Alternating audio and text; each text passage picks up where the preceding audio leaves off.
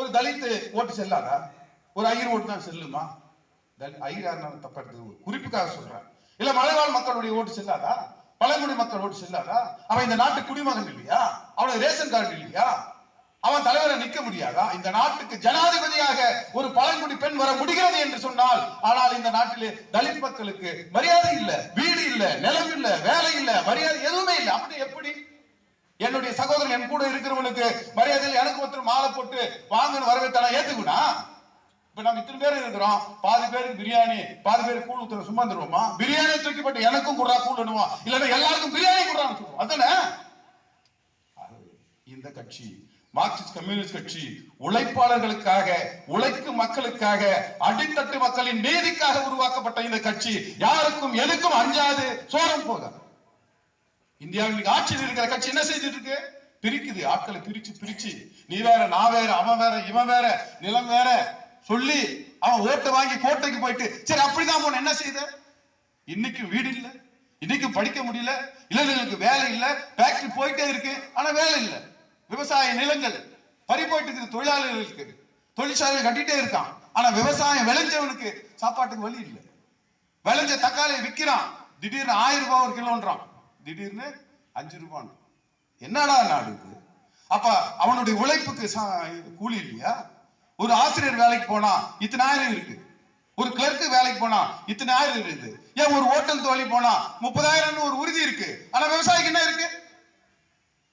ஒண்ணுமே இல்லையே.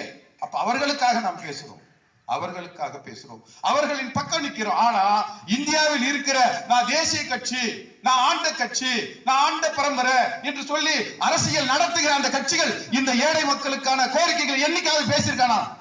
அண்ணா திமுக தலித் மக்களுக்கு வீடு இல்லைன்னு என்னைக்காவது போராட்டம் நடத்துന്നുண்டா? திமுக இளைஞர்களுக்கு வேலை கொண்டு போராட்டம் நடத்துന്നുண்டா?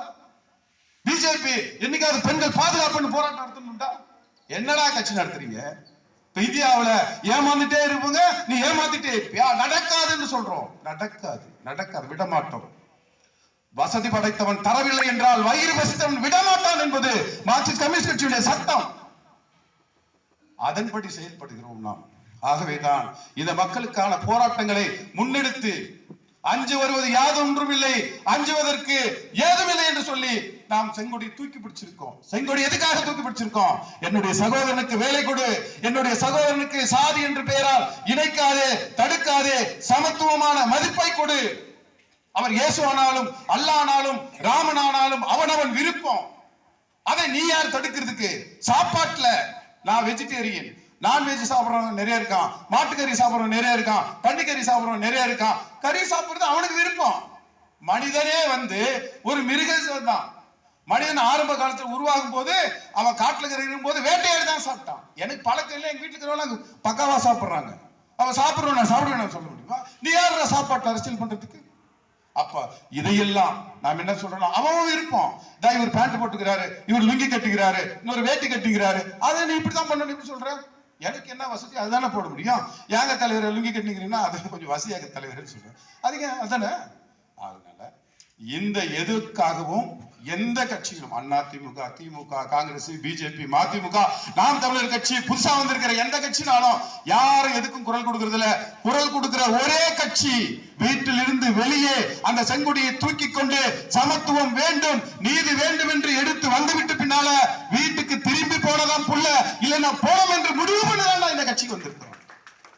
என்னடா பம்மாத்து கட்டுறீங்க? போலீஸை வச்சு காட்டினா, இல்ல அதிகாரிகளை வச்சு காட்டினா, அரசியல் தலைவர்கள் வச்சு காட்டினா, எம்எல்ஏ காட்டினா, எம்பி காட்டினா அஞ்சிருவோமா?